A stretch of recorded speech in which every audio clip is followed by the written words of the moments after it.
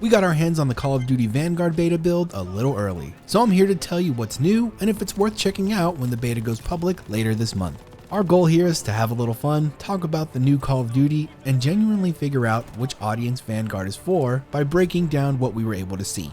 Of course, our experiences with this closed beta may differ from what the public beta will offer. Maps, modes, and weapons are still being tweaked, so just keep that in mind as we continue.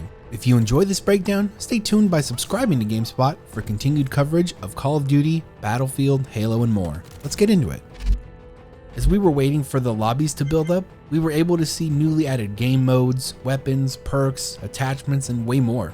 Let's begin with the Gunsmith. It's back, and it's nearly identical to the one featured in Warzone and Modern Warfare 2019.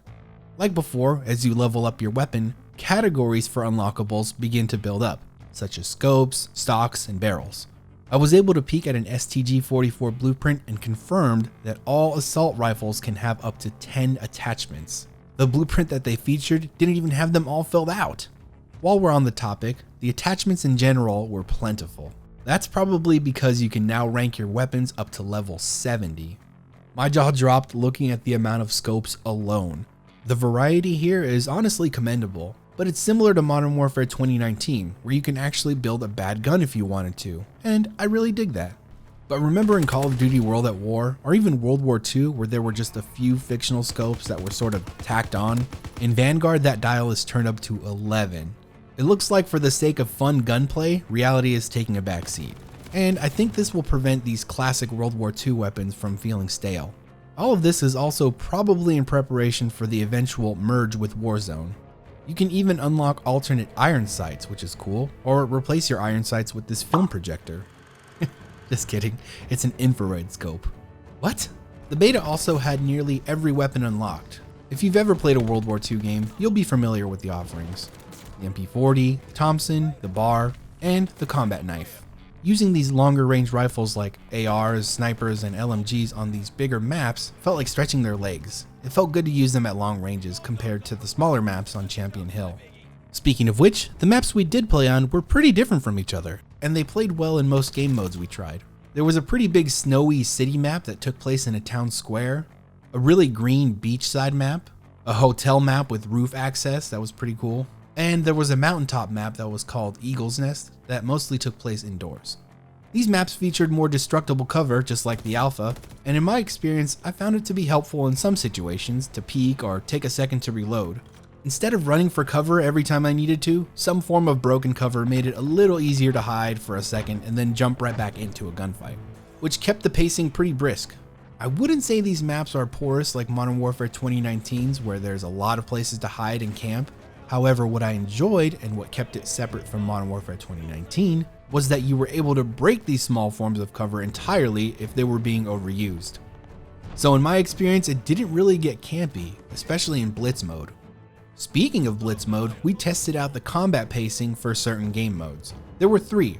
Tactical, which hosts smaller 6v6 matches, Assault, which is anywhere from 20 to 28 players, and Blitz mode, which can host up to 48 players in 24v24.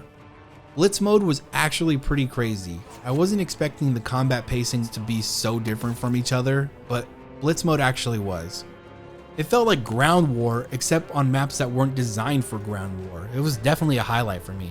We played other modes like Team Deathmatch, Domination, Kill Confirmed like I mentioned, and Patrol, which is their hardpoint mode, where the hardpoint is continually moving.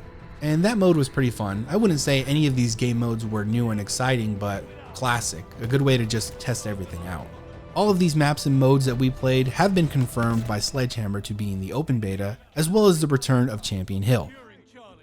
Perks, killstreaks, and field upgrades are back, and most of them are familiar if you've played a Call of Duty game in the last few years. I am sad to report that dogs are back. Please stop making me kill dogs in games. Some issues with the alpha build have been addressed with the beta. When you're wounded and on the brink of death, your screen doesn't dim so harshly as it did before. Lighting has also been tweaked, and in my opinion it was easier to see enemies. More issues did pop up through our playthrough, but nothing game breaking. There are small graphical glitches like this shoulder one, some server issues, and most agreed that the volume overall was kind of low. Also in our playtest on console, there was no sign of the FOV slider. On a more personal note, I didn't have much luck with the shotgun class. Up close in a firefight, I lost to an STG-44 at point blank. I know this person had shots on me and killed me first, but I think the shot I landed should have killed them too. What do you think?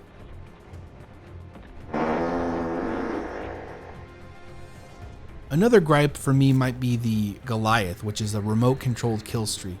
It's pretty funny to use this thing and like run people over with it and detonate it, but it has trouble driving over terrain and gets caught on a lot of stuff, even dead bodies, which was pretty funny. Recon aloft, we got eyes. There was also that beach map that I mentioned, which looks really nice, but it's easy to get pinned down in your spawn, especially when you're playing something like Domination, specifically Blitz Domination. I'm pinned! Oh wow, I guess he felt the same way. But aside from these smaller issues we encountered, I can personally say I had fun. And when I reflect on this beta, I think of the maps, Blitz mode, and how the guns we've seen for years actually felt kind of different and fun. The beta build gave me the real multiplayer test I wanted, and while all of this may change after the Call of Duty honeymoon phase in a few months, I can safely say that I enjoyed my time with the build as is right now.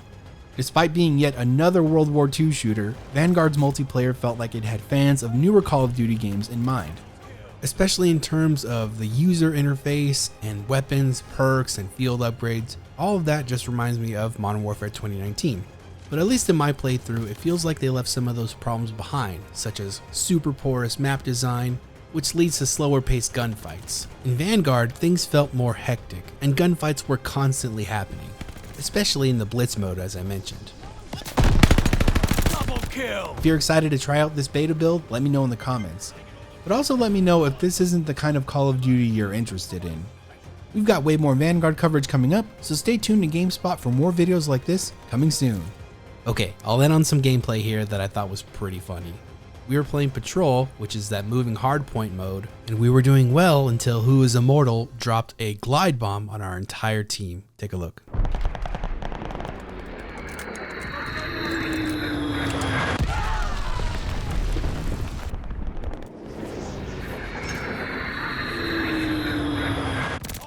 Hope you enjoyed that. I couldn't help but laugh. I'll see you next time.